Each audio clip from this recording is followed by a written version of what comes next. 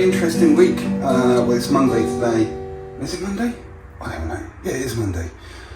It throws you out, doesn't it, when you work weekends and stuff. Yeah, it's Monday today. Had a very interesting week on social media and in the plastering world as well, because I did do a video about some strange behaving multi-finish that I had, and we spoke about it, and it caused a bit of a stir. A lot of people coming back with feedback saying they have experienced a very similar situation. And off the back of that, I have been, and British Gypsum have been in touch with me, and I've had a phone conversation with them this morning. So we will do a much more intensive video about this, what's been said. Today, on this video, we're just going to concentrate on what we're doing in here. Very straightforward. Plasterboard, fresh, it's a garage. It's a little bit wayward, as the timbers are a bit all over the place. Look, we've got some wobbling around up here. You see the way that the scrims are going up and down, so this is one of the reasons I do like to use the larger trowels, because it really helps you fight stuff like that. The smaller trowels, the smaller you go, you tend to follow contours like that. Whereas the bigger trowels, like I say, you get more chance, more feedback from the stronger, straighter carbon steels, and you're able to lay on in a way which kind of flattens it out. You can see what you're doing at the time that you're putting it on. Some areas need a little bit more plaster, some areas not quite so much. So we have a bucket of plaster here, mixed up, and it is of the B2 variety. Remember these codes down here, and the issue that I've had recently in the area that I live in has been with the B3s. So I'm literally just about to put this plaster on some fresh plasterboard, and I will let you know how it goes. Ceiling first. What have I knocked up? About a bag.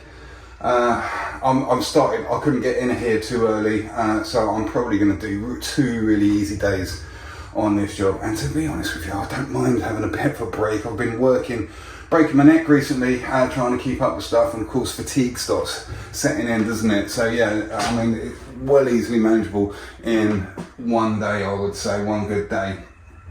But this is really local to where I live. I couldn't get in early enough because for one reason or another we couldn't get the materials here till gone 9 o'clock. So yeah, let's break this up into 2 bits. Right, let's get a hit on. Gonna get ceiling on, see what I've got left over in the bucket, maybe pick up some reveals on one of these smaller walls, and then flatten all that in, and then I'm probably gonna knock up again and put something else on as well. So we've chained the gauges, the ceiling's gonna go off after whatever it is else I put on there, and that's probably gonna be our lot for today. So let's crack on.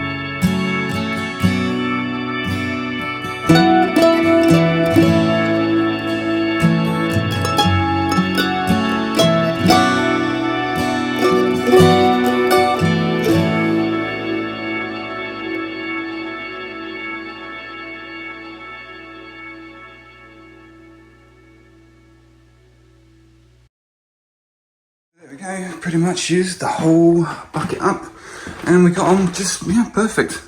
Reveals and sealing.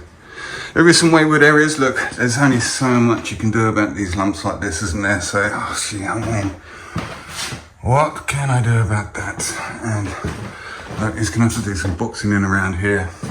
So the builder is aware that that is there, and I said I'd do what I can with it. Right, let's pack this area out a little bit more. Look, it's very, very noticeable. Right, let's turn back around and flatten all this in. Okay, so that multi-finish behaved absolutely beautifully. No problems with it whatsoever going over that fresh plaster board. I'm cutting today early because my bucket, my Rafina bucket there, has got a leak, and also my paddle is cracked on the bottom ring has cracked where it's so worn down, and I believe it's chewing up chunks of plastic out of the bucket. So I am going to go to my local best plastering shop, which is Dry Lining Supplies in Windlesham. I'm going to go there and I'm going to buy a brand spanking new bucket and a brand new whisk to go on my mixer. Happy days.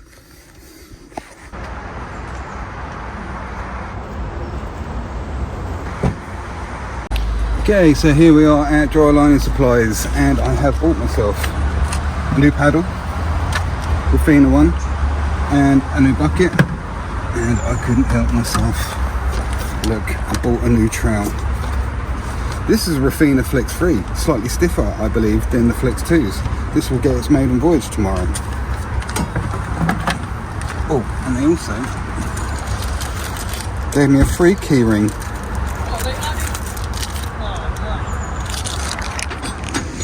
Look how I left this bucket yesterday, look at that.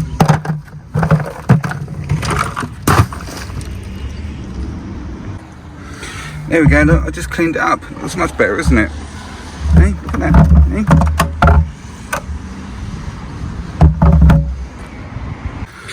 Please don't judge me on the state of my van at the moment. Everything just got slung in there. It's disorganised, I know. But I'm showing you this because you know you've been plastering quite a long time when you go from something like this to something like this.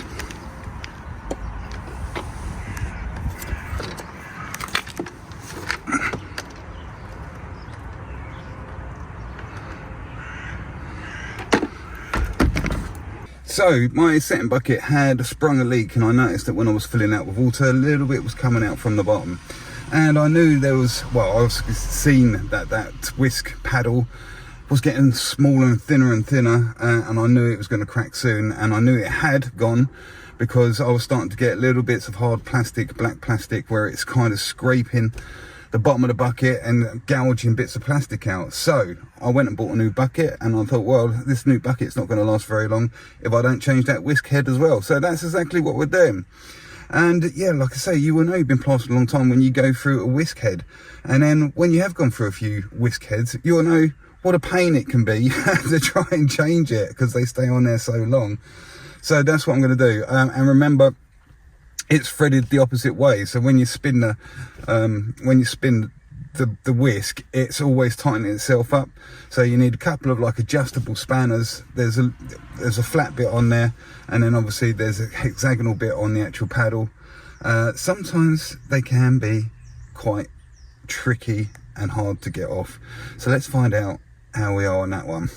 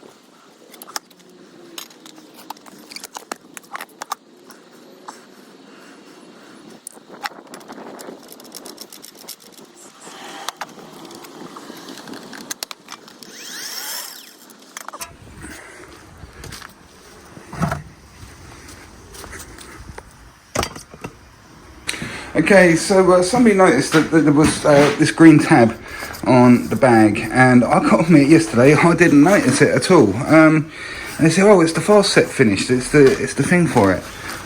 No, this is not the fast set finish. This is just an advert for the fast set finish. And I was like, I've been using fast set. No, there's a QR code. Click on that, it will take you direct to the website, and it will show you their range of the Pro series of plaster that they do at St. Gobain / British Gypsum. Yeah, so this is not, look, all of that. Just obviously been in contact with them. I've been concentrating a little bit more on the information that British Gypsum do actually give us. Now look, down here on the bags, we've got all the addresses and phone numbers should you have any issues to contact them. Okay, safety sheets, product data sheets, all that sort of stuff. This stuff here, look, so it recommends 2 coats. A bag should cover 10 square meters at probably like 2 mil thick or whatever. The finish time is 120, so 2 hours. So if you put in 2 coats on, it normally is around 2.5 hours from the start knocking up to finishing and troweling up your wall, because the second coat goes on around about half hour later, if you like. Mixing, hand application only. So there you go, all the information you could possibly desire to know about multi-finish and British Gypsum's products. It's all there.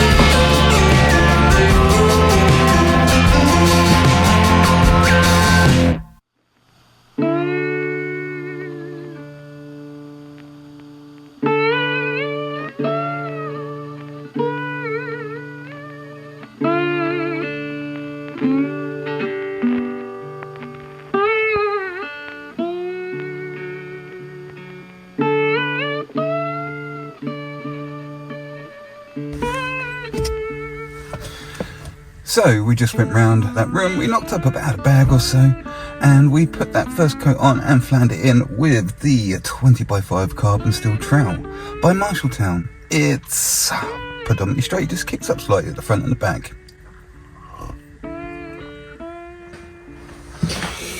Okay, what's right here? This is a really nice batch of multi-finish, by the way.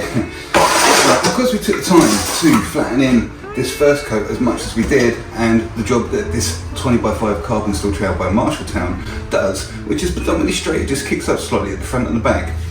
Because we've taken so much time to flatten this in as well as we have, look how well this second coat is going on, and I can get this nice tight second coat, and I'm kind of flattening out as I go along, okay?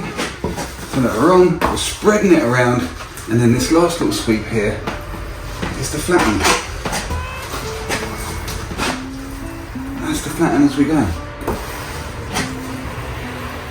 Just helps us get things under control at a very, very early stage in the plaster's life, which means when it comes to trowel up, it's a doddle.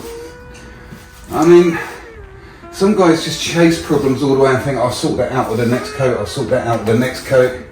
But really, what you should be doing is doing that previous coat so well, it makes the next stage even easier.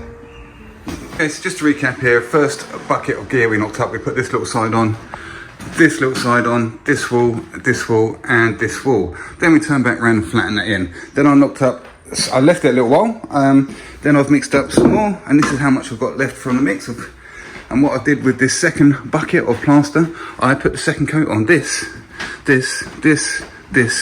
and this, and then I also had this and this and this to get on. So the same gear has been the second coat for that previous gauge, and it's now become the first coat for this gauge. So what I'm going to do now is turn back around. This is having a door frame in it, okay? So there's no bead on there. The door frame's going to come out here. He's not too sure exactly how it's going to go. I've been told just to feather that into this plasterboard edge for the moment until the door frame goes in. And it's going to go up the top up there as well. So I'm just going to turn back around and flatten this in, and then flatten this in and give it a little bit more time. And I'm going to keep this bit of plaster and this bucket dirty until just before I need to knock up and put the second coat on this and this. Because that's going to speed up the setting time of the second coat. And because again we're going to get this on so flat, you know, we're going to turn back around and flatten it in now with the, yeah, you know what it's called. When we come to do the second coat, I'm going to be able to knock up really quite a small amount and put a nice tight coat on, because we've dealt with the flatness so well. There's no depth, there's no ripples. We're going to get rid of all these sort of things, even though I put it on quite neatly. Look at this, okay? That's what I'm going to get rid of and get it in a really flat state. So all this area here being second coated, we took a nice little wet brush to it and just applied a small amount of water, because now is the time it's starting to trowel up, and we're still remaining with that 20x5. Although at some point soon we're going to be switching to this new trowel that we bought the other day. So this has all been second coated, and this is the first coat. So we've run over, see it's still quite wet. We don't take a wet brush to this first coat because it's already still quite wet. We need it to pick up and we need it to firm up so that this sagging where it's deep over the beads gets a chance to hold itself together. Now this has had one coat, it's the first coat, and we've been back over it and flattened in with no water. So that's the condition we're in now. And now, as you can see, it's still very wet. We need to just leave it alone 10 minutes or so, and we'll come back and we'll have another check on it. So that 10 minutes you got waiting for that wall to pick up, etc., and all this and everything, you can get getting on with something else, or you can have a nice cup of tea.